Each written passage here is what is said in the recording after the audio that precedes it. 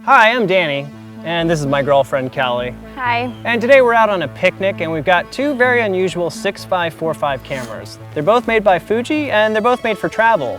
But they differ a little bit in that one's a zoom and one's a wide. So which one should you choose? Well, we're gonna go into that. You paying attention? Yeah. This is important. I know. Well, which camera do you want, Kelly? The zoom. The Fuji GA rangefinders. At first glance, these look like cheap tourist cameras, but kind of supersized.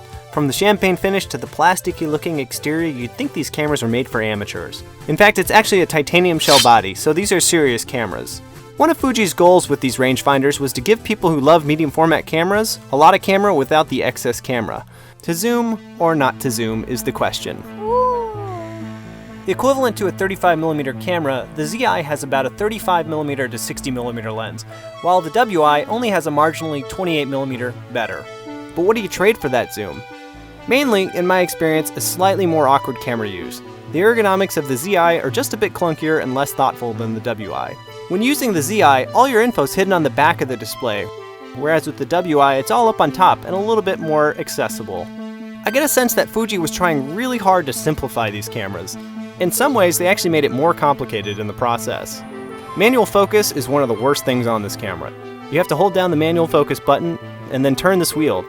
The problem is you have no way to really judge exactly what you're doing unless you know you're going to be shooting at infinity.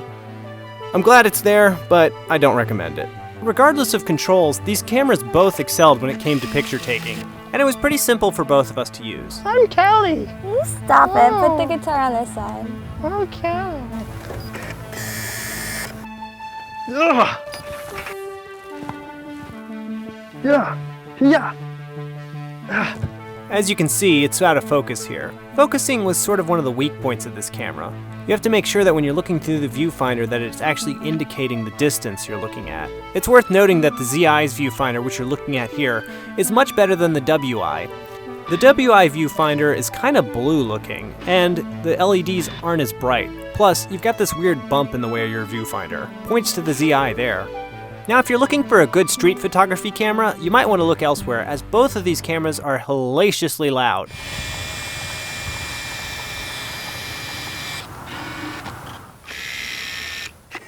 You don't want noises like that when you're photographing strangers. Freak? One thing that really surprised me about these cameras is they really don't have any shutter lag. They just kind of feel like they do. Look at how good it was at capturing Kelly jumping in the air.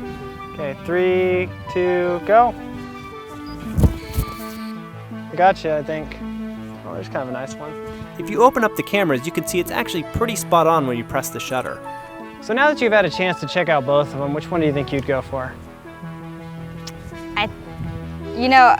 Earlier I was thinking the wide, but all in all, I guess I'm going to stick with the zoom. I think I like the wide more, but I'm not really crazy about either of them, to be quite honest. That one almost poked my contact out, so I'm just already, get that away from me. Really? This one did? Yeah. We weren't really crazy about either of them. It turns out though that Fuji's been trying to do different kinds of rangefinders for quite a long time, so if you don't like these, there's plenty others to choose from in different formats.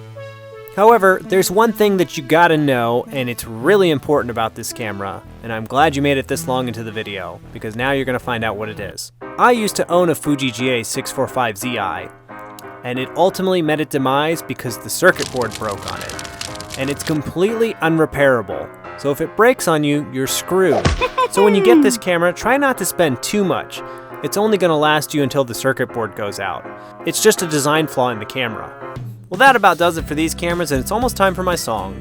If you're looking for a new place to develop your film, I'm going to highly recommend thedarkroom.com. Go over to their Facebook page because they usually have a monthly contest for a camera or some film. And these are some of the most meticulous, careful people you could ever hand your film to. I've never had a bad roll developed from them. I guess now's time for the song. Thank you for watching Retro Camera Review.